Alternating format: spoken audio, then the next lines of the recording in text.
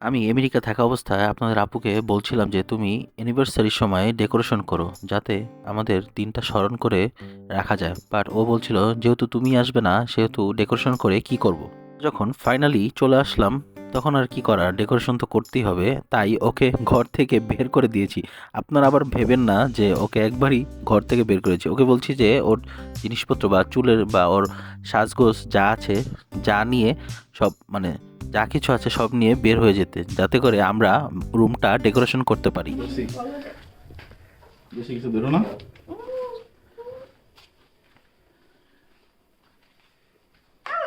তুমি তো কিছু কইতাছ না সামনে।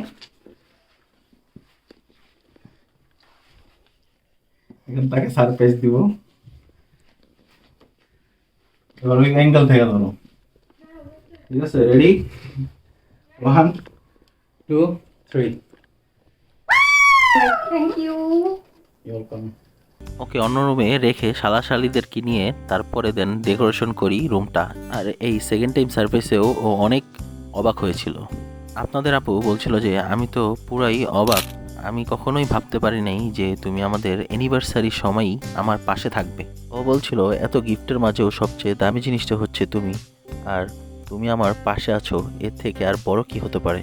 আর ওর এই গিফটগুলো অনেক পছন্দ হয়েছে, ওর মনের মতো নাকি আমি গিফটগুলো এনেছি বা ওর মনের সাথে আমার মনের পছন্দের মিল আছে। আর এই গিফটগুলো আমি আস্তে আস্তে করে একটু একটু করে মিলিয়ে মিলিয়ে এনেছি যাতে ওকে সারপ্রাইজের সময় একসাথে সবগুলো গিফট দিতে পারি।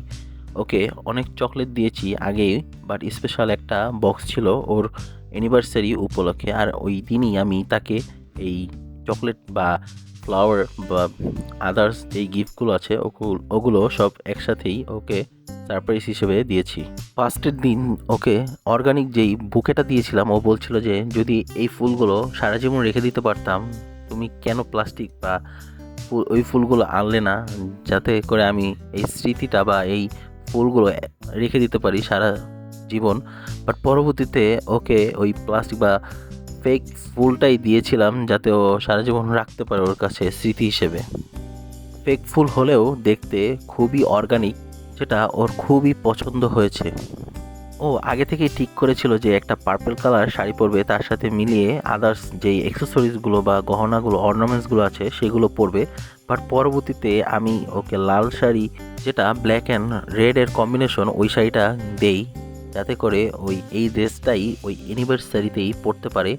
ওকে খুবই সুন্দর লাগছিল এই লাল অ্যান্ড ব্ল্যাকের যে কম্বিনেশন শাড়িটা পরাতে, ওকে অনেক সুন্দর লাগছিল আর গর্জিয়াস লাগছিল। চারদিকে যেমন রেডের আবরণ, আর ও যেমন পরেছিল রেড আর ব্ল্যাকের একটা কম্বিনেশন।